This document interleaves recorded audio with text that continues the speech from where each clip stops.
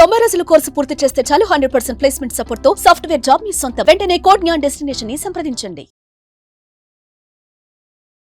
నమస్కారం అలగరి రవీంద్రనాథ్ గారు. నమస్తే అండి శ్రీ గారు. కేరళ కొట్టాయి మెడికల్ కాలేజ్లో జరిగిన ర్యాగింగ్ వీడియో ఏదైతే ఉందో ఇప్పుడు దేశవ్యాప్తంగా తీవ్ర దిగ్భ్రాంతికి గురి చేసింది అని చెప్పడంలో ఎలాంటి సందేహం లేదు. ఎస్పెషల్లీ సీనియర్స్ ర్యాగింగ్ చేస్తూ ఒక జూనియర్ అబ్బాయి మీద చాలా కిరాతకంగా ర్యాగింగ్ చేయడం అనేది మనం ఆ వీడియోలో చూస్తూ ఉన్నాం. అలా చేయడానికి, అంత వైలెంట్గా బిహేవ్ చేయడానికి గల కారణాలు ఏంటి? ఇలా చేసిన వాళ్ళకి చట్ట ప్రకారంగా ఎలాంటి శిక్షలు పడే అవకాశం ఉందంటారు సార్?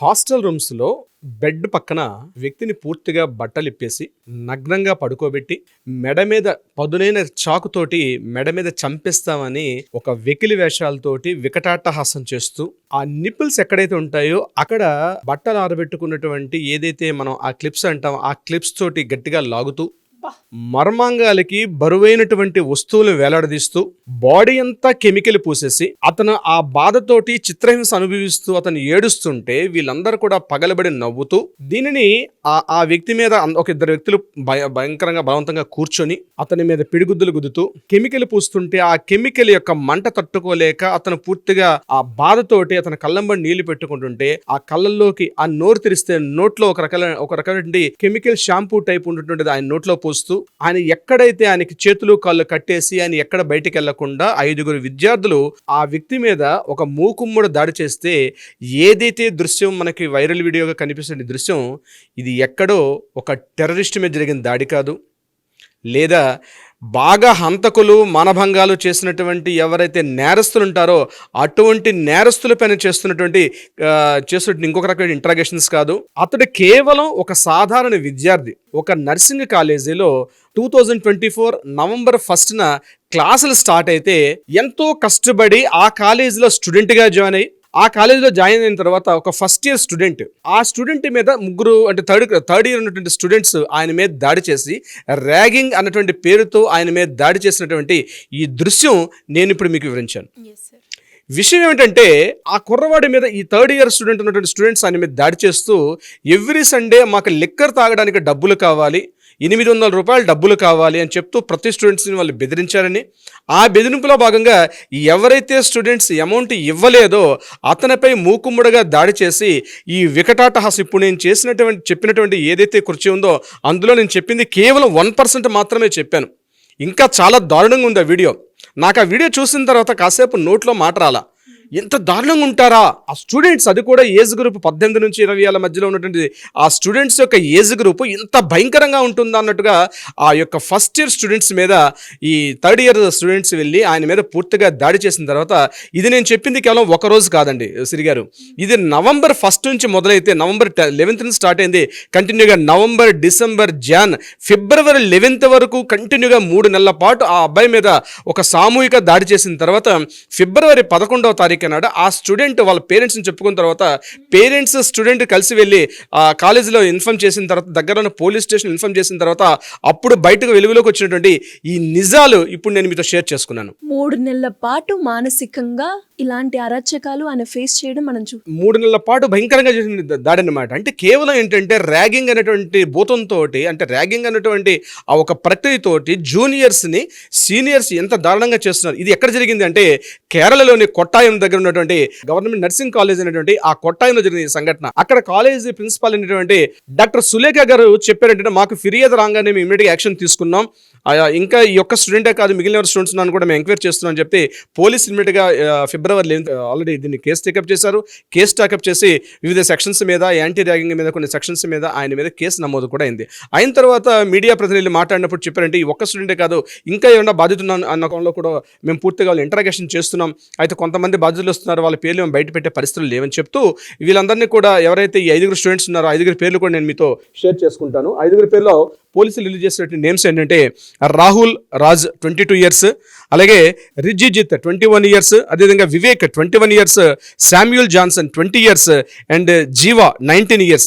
ఈ 5 స్టూడెంట్స్ మీద రకరకాల సెక్షన్స్ మీద కోర్టులో పోలీస్ స్టేషన్లో సెక్షన్లు నమోదైన వీరిని మ్యాజిస్ట్రేట్ ముందు పెట్టిన తర్వాత మ్యాజిస్ట్రేట్ గారు ఇమీడియట్గా 14 రోజుల రిమాండ్ కూడా తరలించడం కూడా జరిగింది. అంటే ఈ ర్యాగింగ్ అన్నటువంటి ఏదైతే ఉందో ఆల్మోస్ట్ ప్రతి మెడికల్ కాలేజీలో కూడా యాంటీ ర్యాగింగ్ స్క్వాడ్స్ అని ప్రత్యేకంగా ఉంటాయి. అంటే స్టూడెంట్స్ ఎక్కడైనా ముఖ్యంగా మెడికల్ కాలేజ్, నర్సింగ్ కాలేజీలో ఈ యొక్క భూతం ఎక్కువగా ఉండేది. ఒకప్పుడు బాగా ఉండేది. ఉండేది కానీ చాలా తక్కువ స్థాయిలో మనకి ఈ మధ్య కనిపిస్తుంది. ఎందుకంటే ప్రతి కాలేజీలో కూడా యాంటీ ర్యాగింగ్ స్క్వాడ్ అని ఒకటి ఏర్పాటు చేసిన తర్వాత ఏదైనా స్టూడెంట్స్ అంటే అప్పుడే ఎంటర్ అవుతున్న ఫస్ట్ ఇయర్ స్టూడెంట్స్ కానీ సెకండ్ ఇయర్ స్టూడెంట్స్ కానీ సీనియర్స్ నుంచి ఏదైనా వేధింపులు గురైన పక్షంలో ఇమీడియట్గా స్క్వాడ్కి ఇన్ఫార్మ్ చేసుకున్న తర్వాత ఆ స్క్వాడ్ చేస్తారని చెప్పి ఒక కమిటీ కూడా ఉంటుంది. కానీ మరి ఆ కమిటీలు ఏమైపోయినాయి, ఆ గవర్నమెంట్ ఇస్తున్నటువంటి ఆ కౌన్సిలింగ్ ఇస్తారు అంటే కాలేజ్ స్టార్టింగ్ చేసే టైంలో ఓరియంటేషన్స్ ఎప్పుడైతే సెషన్స్ అవుతాయో ఆ సెషన్ టైంలో కూడా యాంటీ ర్యాగింగ్ ఉంటుందని చెప్పి ఖచ్చితంగా ప్రతి కాలేజీలో కూడా ఒకటి ఇన్ఫార్మ్ చేస్తారు ఆ ఓరియంటేషన్ ప్రోగ్రాంలో. బట్ అవన్నీ ఏమైపోయినాయో తెలియదు. అంటే పిల్లల్లో మానసిక ప్రవృత్తి ఏ స్థాయికి వచ్చేసిందంటే మనం ఎక్కడో పాకిస్తాను, ఆఫ్ఘనిస్తాను, ఎక్కడో జోర్డాను, సిరియా, ఏ సోమాలియా, సూడాన్ లాంటి కంట్రీస్లో మనం చూస్తుంటాం. అక్కడ ఉన్నటువంటి కాందిశీకులను లేకపోతే ఇతరత్ర వాళ్ళని అంత భయంకరంగా చిత్రహింసలు పెట్టి అంటే మనకు వీడియోలు చూపిస్తారు, ముసుగు వేసేసి మెడ మీద కత్తి పెట్టి నరికేసి ఆ వీడియోలు బయటకి ఎప్పుడో మనం చూసాం. బిన్ లాడెన్ టైంలో ఇటువంటి అకృత్యాలు మనం చూసాం.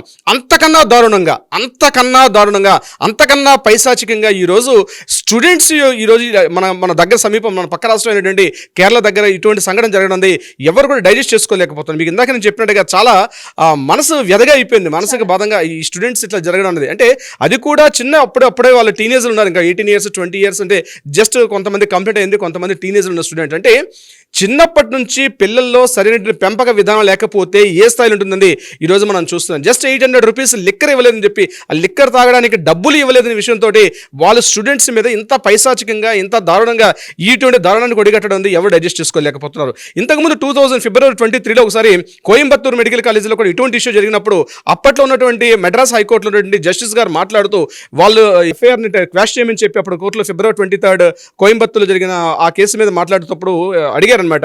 అంటే మెడ్రాస్ హైకోర్టు అక్కడ జస్టిస్ గారు అడిగారు, ఎందుకు మీరు ఏం ఆశిస్తారు, అట్లా మీరు వాళ్ళని చిత్రహింసలకు గురి చేస్తుంటే మీకు ఏం ఆనందం వస్తుంది అని చెప్పి సూటిగా అడిగినప్పుడు వాళ్ళు చెప్పారంటే మేము ఆనందం కోసం చేయట్లేదు, కానీ వాళ్ళు అట్లా ఏడుస్తుంటే మాకు ఎందుకు రిలాక్స్ అనిపిస్తుంది, చాలా హ్యాపీనెస్ అనిపిస్తుంది అని చెప్పి ఒక 7 students Madras high court chief justice గారి క్వశ్చన్ వేసినప్పుడు చెప్పారనమాట. అంటే వాళ్ళు అట్లా ఏడుస్తుంటే, వాళ్ళు అట్లా బాధపడుతుంటే, వాళ్ళు అట్లా అరుస్తుంటే, వాళ్ళు అట్లా కేకలు పెడుతుంటే మాకు తెలియనటువంటి ఏదో ఒక మంచి రిలీఫ్ అంటే ఒక మత్తుగా ఉంటుంది, మాకు అది ఒక రిలీఫ్నెస్ అనిపిస్తుంది. అంటే దాన్ని ఏమంటారంటే ఒక సూడోసైటిస్టిక్, అంటే పక్కవాడు బాధపడుతుంటే, పక్కవాడు ఏడుస్తుంటే, పక్క వాళ్ళు అట్లా కేకలు పెడుతుంటే, అంటే ఆ బాధను తట్టుకోలేక వాళ్ళు కేకలు పెడుతుంటే ఒక తెలియని పైశాచిక ఆనందాన్ని పొందడం మనుషుల స్థాయిలో ఉన్న వాళ్ళు చేసే పని కాదు, ఇది శాడిస్టిక్ భావజాలం అయితే అని చెప్పి అప్పుడు మెడ్రాస్ హైకోర్టు గారు ఆ కేసు కోయంబత్తూరు ర్యాగింగ్ కేసు సంబంధించి కూడా మాట్లాడడం జరిగింది. అంటే ఏదేమైనప్పుడు కూడా ఈ కేసుకు సంబంధించి కొట్టాయిలో జరిగిన ఈ సంఘటన మాత్రం ఇప్పుడు నవీన సమాజంలో మోడర్న్ సొసైటీ అని మనం అంతా మాట్లాడుకుంటున్నాం, కానీ కాలేజీల్లో ఆ గదుల్లో 4 గదుల చోట్ల జరుగుతున్న అకృత్యాలు రోజుకొక కేసు ఏదో ఒక సందర్భంలో. ఈ ర్యాగింగ్ కేసు ఇప్పటివరకు నేను ఎన్నో కేసులు చూశాను, కానీ ఈ కేసు ఏదైతే ఉందో అత్యంత దారుణంగా ఉన్నటువంటి ఈ కేసుని మరి కేరళ హైకోర్టు దాన్ని ఎటువంటి తీసుకెళ్తారు, ఎటువంటి జడ్జిమెంట్లు ఇస్తారంది ఇంపార్టెంట్. ఎందుకంటే ర్యాగింగ్ సెక్షన్స్ ఉన్నాయి, 2011 యాంటీ ర్యాగింగ్ సెక్షన్ అని చెప్పి కేరళలో ఉన్నటువంటి ఒక సెక్షన్స్ కూడా ఉన్నాయి. అది కాకుండా ఎస్పెషల్లీ వీళ్ళ మీద ఎటువంటి సెక్షన్స్ వేసే అవకాశం ఉందంటే ప్రత్యేకంగా ఐపీసీలో 323, 324, 326, 341, 354, 506 ఇవన్నీ కూడా మనకి భారతీయ అంటే ఇండియన్ పీనల్ కోడ్లో ఉన్నటువంటి సెక్షన్స్ అన్నీ కూడా దీనికి సంబంధించి నేను చెప్పినటువంటి ఏదైతే 333, 324, 326 ఇవన్నీ కూడా అబౌవ్ 7 years to 10 years కూడా శిక్షించే అవకాశం ఉంటుంది. కాబట్టి క్రిమినల్ చర్యలకి అంటే ఆ వ్యక్తిని అక్రమంగా నిర్బంధించడం, పాశవికంగా దాడి చేయడం, ఆ వ్యక్తి మీద చంపేదాకా అంటే వీలైతే అటువంటి అవమానం తట్టుకోలేక కొంతమంది స్టూడెంట్స్ ఏం చేస్తారంటే ఆ టైంలో సూసైడ్ చేసుకొని చచ్చిపోయిన సంఘటనలు కూడా ఉంటాయి. అమ్మాయిలు అయితే ఇంకా చాలా సెన్సిటివ్గా ఉంటారు, అమ్మాయిల సంఘటన ఇంకా మనం చెప్పుకోలేం. అయితే అటువంటి సంఘటనలు కూడా దారితీసే పరిస్థితులు ఉంటాయి. ఇటువంటి వాళ్ళకి క్రిమినల్ చర్యలతో ఉన్నటువంటి వాళ్ళ కెరీర్ స్పాయిల్ అంటే కెరీర్ ఇంపార్టెంట్ కాదు, ఇటువంటిది బహుశా మరలా జరగకూడదు అన్నట్టుగా ఒక భయంకరమైన శిక్షలతో వాళ్ళు వేస్తే బాగుంటుంది. మోడర్న్ సమాజానికి ఒక మంచి జస్టిస్ ఇచ్చే అవకాశం ఉంటుంది. బట్ ఏమవుతుంది మనం తొందరలో చూద్దాం. సిరి గారు, డెఫినెట్గా సార్, ఏదైతే ఆ వీడియో మనం చూస్తున్నామో నిజంగా అంటే మీరు అన్నారు ఫస్ట్లో అంటే అతను ఒక క్రిమినలా లేదు అంటే తనకి ఎందుకు ఈ శిక్ష పడాలి అని అంత దారుణంగా వాళ్ళైతే హింసించడం జరిగింది. మళ్ళీ ఇలాంటివి మెడికల్ కాలేజ్లో కావచ్చు, ఏ కాలేజ్లో ఈ ర్యాగింగ్ పేరుతో ఇలాంటివి జరగకుండా ఉండాలని మనస్ఫూర్తిగా కోరుకుందాం. అండ్ వీళ్ళకి చట్ట ప్రకారంగా కఠిన శిక్ష పడాలని కూడా కోరుకుందాం. Thank you sir, thank you so much. Thank you so much Siri గారు.